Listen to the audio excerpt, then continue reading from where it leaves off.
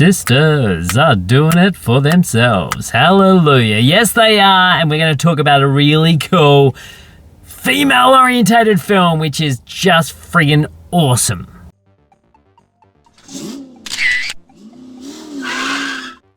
Good evening, it's Adam here again with another quick instant movie review for you. So tonight I saw a brand new film called Love Lies Bleeding. This is from writer-director Rose Glass that made the amazing Saint Maud a couple of years ago. What's this about? Well, Lou, played by Kristen Stewart, is a reclusive gym manager who falls hard for Jackie, played by Katy O'Brien, an ambitious bodybuilder who's heading to Las Vegas to pursue her dreams. Their love soon turns a little bit violent as they get pulled deep down into a web of Lou's criminal family history. Oh my godfather. As I mentioned, this film is co-written and directed by Rose Glass. Now, she made the amazing film called Saint Maud, which is kind of a bit of a psychological drama thriller horror film from a couple of years ago, which is really, really good. This is lensed by the same DOP. He's great. And it has a really great cast. Kristen Stewart, Katy O'Brien make a really formidable couple. The thing about this film, which I found really interesting, is recently I saw Drive-Away Dolls, and it was really thrown in your face that these guys were, lesbians, that it was a very much a gay story. This film, it is front and center. They very much are in love, but you actually feel love happening in this film. You feel a deep sense love. And even though, Katy O'Brien's character very much is a drifter, I suppose, when it comes down to it, she could be taking Lou for a bit of a ride in order for her just to find a place to hang out while she trains to then go to Las Vegas to do this bodybuilding championship. But you really feel the love between these two people. It's very tactile. You really feel it a lot. So I believed in the relationship between Jackie and Lou. And yeah, just because they're lesbians didn't really make any difference, I believe, to where the story was going. This very much could have just been a guy and a girl, and the same thing would have happened. It just happens that they're lesbians. So it isn't really thrown down your gut. The amazing support cast in this. Jenna Malone, who plays Lou's sister in this, Beth, she is really amazing.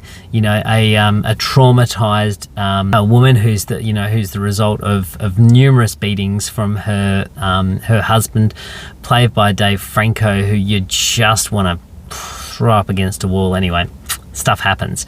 And Barashikova, who plays Daisy, her scenes are absolutely scene stealing. She's kind of like this woman, this girl who's obsessed with Lou, who just sits around in the gym with these horrible teeth, and she becomes quite a nasty piece of work. And she's only in 3 scenes, and she's absolutely amazing.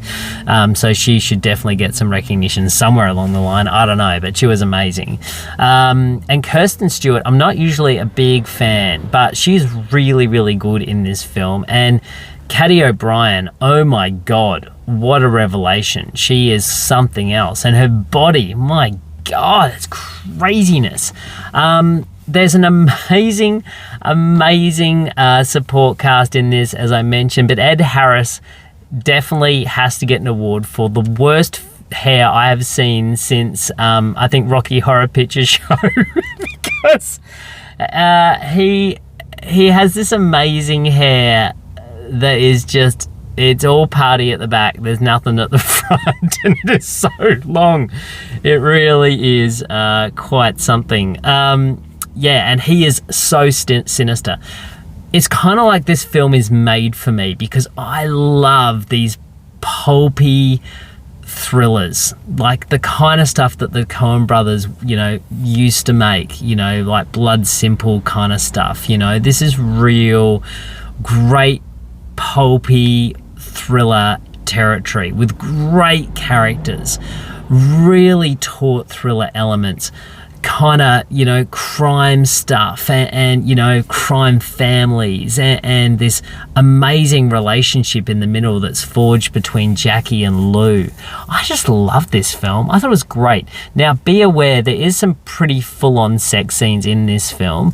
There is some pretty serious drug taking in this film as well, and there's this real fantastical element that does come into play with Jackie and her bodybuilding and some drug taking. So it does get a little bit crazy towards the end.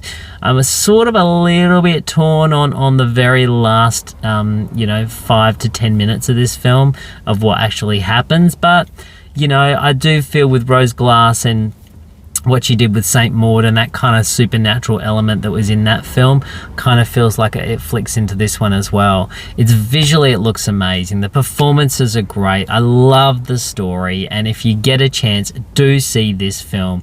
It's called Love Lies Bleeding. It is a pretty full-on film, but I really enjoyed it, and there was one scene in this film that did remind me of that film Men, where a birthing scene happens with another person. I won't say too much more than that, but it is pretty surreal.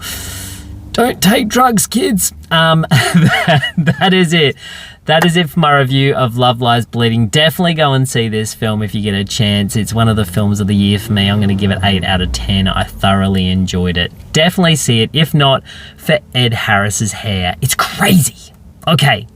See you next time in my car. And why not comment below what film really surprised you that is a really cool pulpy thriller film that you love? Why not let me know? See you. See this. Okay, bye.